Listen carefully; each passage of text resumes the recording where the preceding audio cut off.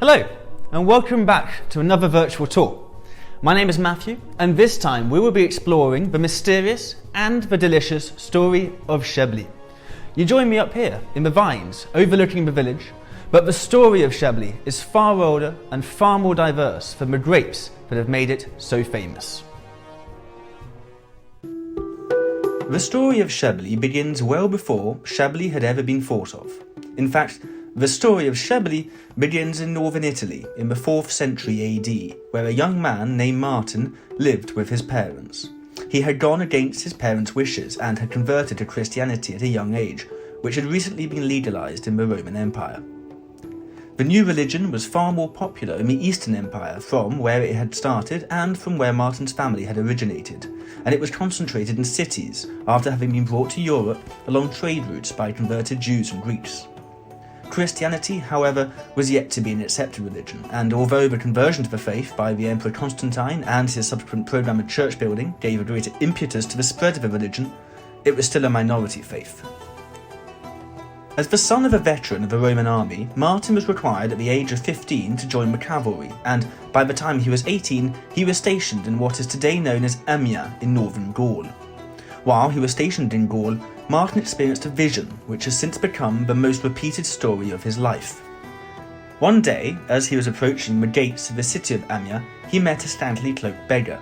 He impulsively cut his military cloak in half to share with a man. That night, Martin dreamed of Jesus wearing the half of the cloak he had given away, and heard him say to angels, "Martin, who is but a catechumen, clothe me with this robe." The dream confirmed Martin in his piety, and he was baptized later that year.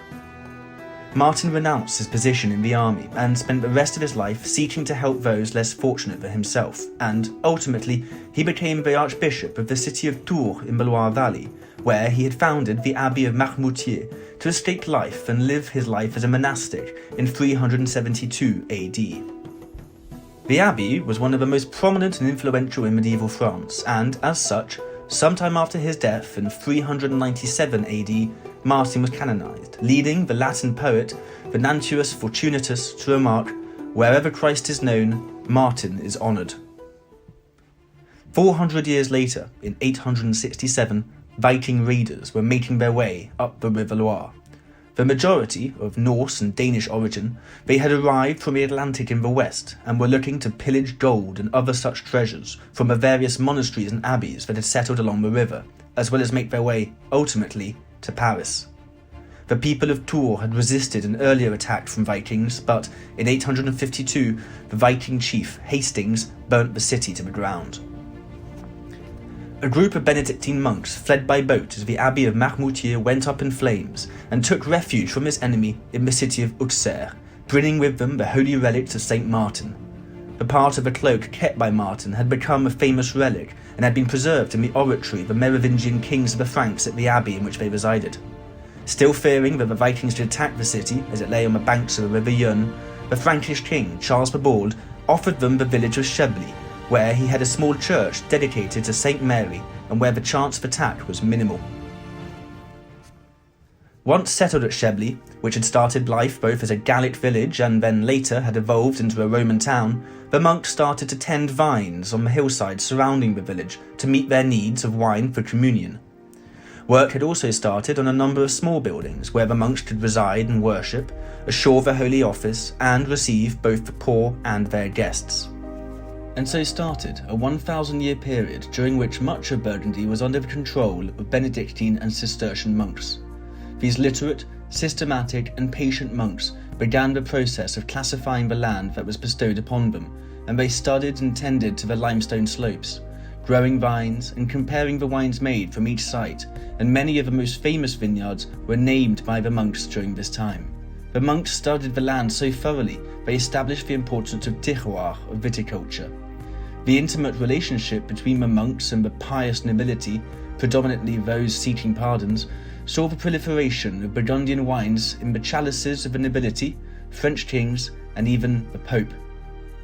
This utopia of growth under the monastic orders came crashing down, however, with the French Revolution in 1789, which saw the confiscation of lands from the church and its distribution to the farmers who worked in the vineyards. Burgundy vineyards were further fragmented by the Napoleonic Code of 1804, which required all children, upon their parents' demise, to inherit equally. The fragmentation of the land saw the rise in négociants such as Louis Jadot, who would buy grapes from vineyards and make wines under their own label. This trend is shifting, and today Burgundian landowners are preferring to make wines under their own labels, aided, in part, by foreign exporters.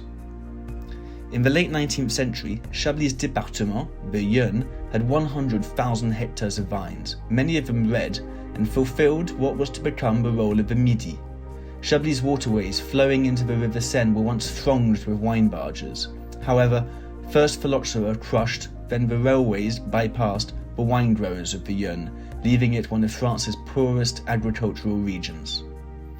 Just as the vine was beginning to recover after the effects of phylloxera, local manpower was decimated by the loss of more than 100 young men in the First World War, and by the end of the Second World War, Chablis had been reduced to just 550 hectares of vineyards in 1955.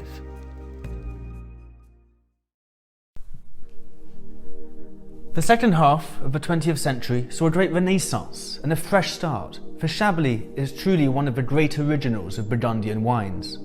Chardonnay responds to its cold terroir of limestone clay with flavours that nobody else can replicate in easier, or any other for that matter, wine growing conditions, and is quite different from those from the rest of Burgundy to the south. Chablis is hard, but not harsh, reminiscent of stones and minerals, but at the same time of green hay, and when it's young it actually looks green. Today, the Chablis wine region comprises of 5,700 hectares under vine. A new generation of men and women have taken up the challenge in the wineries. Better trained than their forebears, many of them have made wines abroad or elsewhere in France, and know how to blend tradition with modernity. And though the relics of St. Martin have since returned to Tours, his feast day on November the 11th is still celebrated in the town. Before we continue our tour, however, I want to explain to you one of the fundamentals of Chablis, its geology and the taste it imparts on its wines. Now, one of the reasons why the wines made here taste the way they do is because of the soil in which they are grown. You see, Chablis' bedrock is predominantly made up of limestone, a relic of the Upper Jurassic Age dating from about 180 million years ago, and the vineyards include a soil type that is calcareous and known as Kimmeridgian clay. It's the same clay soil that can be found along a ridge that stretches from the winemaking regions of Sancerre, Champagne and eventually the south coast of England. All of Chablis' Grand Cru and Premier Cru vineyards are planted in this primarily Kimmeridgian soil, which imparts the distinctive minerally, flinty notes to the wines. The region of Chablis is what is called semi-continental, which means growing high-quality grapes can be very challenging.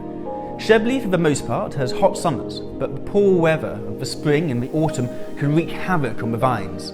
Spring frosts may kill the vines, whereas rain later in the year can stop the grapes from fully ripening. And so, just with vintners all over the world, those at Chablis rely very heavily on what Mother Nature throws at them. Understanding how the wines are classified is crucial to understanding and finding the great Chablis wines, and just as with most other appellations in Burgundy, Chablis has its own specific set of rules. The classification of Chablis falls into 4 grades and is one of the clearest demonstrations anywhere in the Northern Hemisphere of the importance of southern slopes.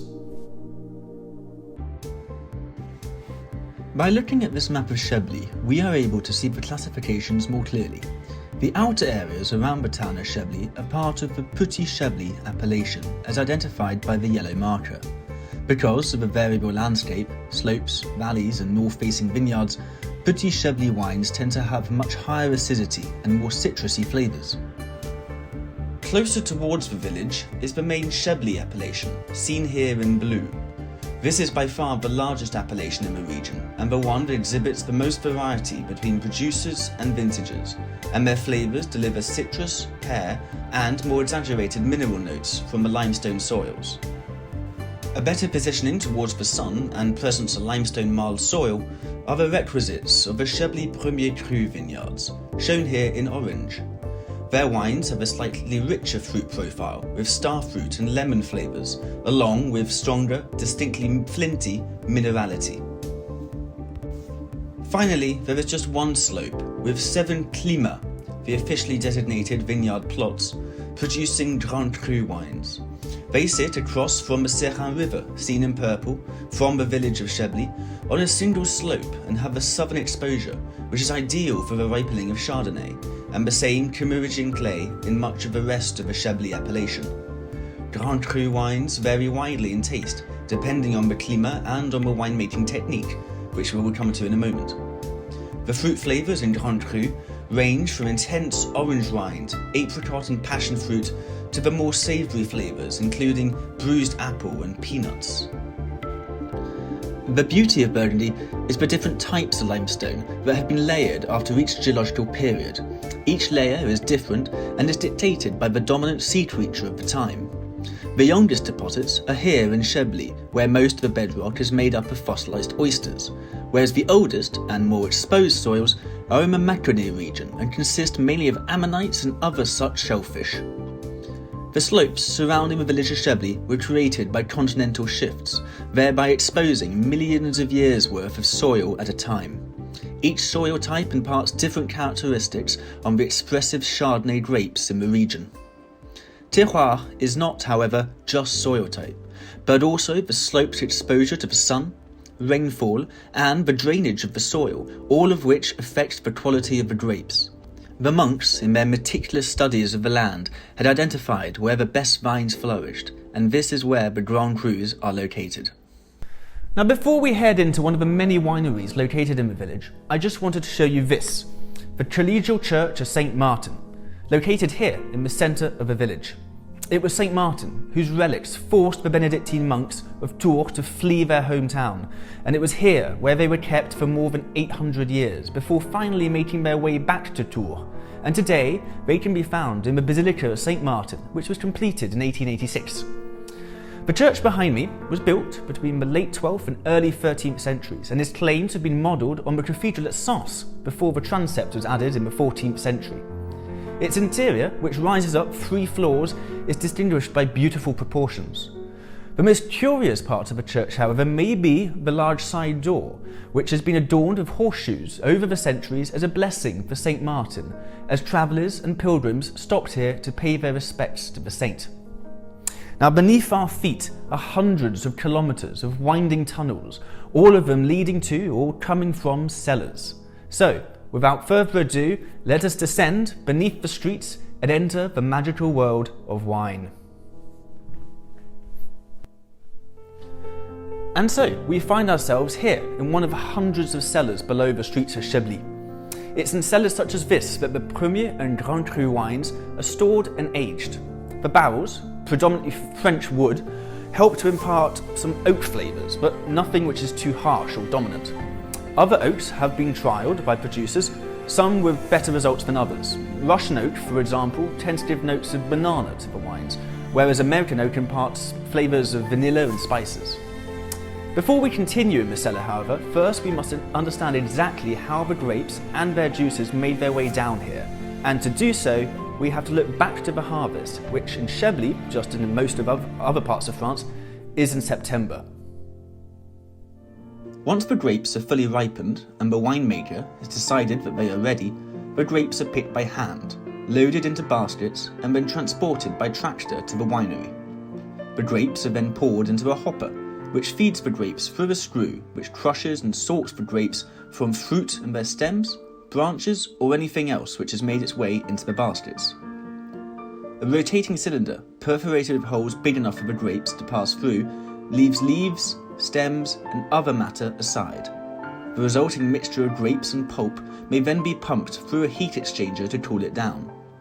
This slows the oxidation process, helping to prevent the loss of flavour and too early a start to the fermentation. Sulfur dioxide can also be added for the same reason. The pulp is then pumped into a pneumatic press, and the rubber membrane is slowly inflated, pressing the grape pulp against a perforated steel cylinder, but keeping the pips whole so as not to release their bitter oils. Chardonnay is made oxidatively, meaning that the juice and the skins must not be in contact for too long, as they tend to impart astringency, which is why grapes for white wines are pressed before fermentation. The juice is then collected in a lower tray, from which it is then pumped for the higher end wines into oak barrels for aging.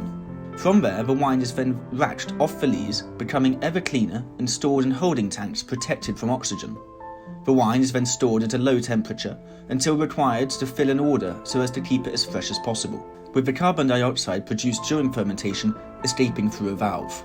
Before it is ready to be shipped, it will then be passed through a filter to remove any potentially harmful bacteria and is then bottled and labelled. Meanwhile, the Premier and Grand Cru wines are pumped from the press directly into barrels, where they settle, allowing the oak to interact with the wines and the solids to fall to the bottom of the liquid.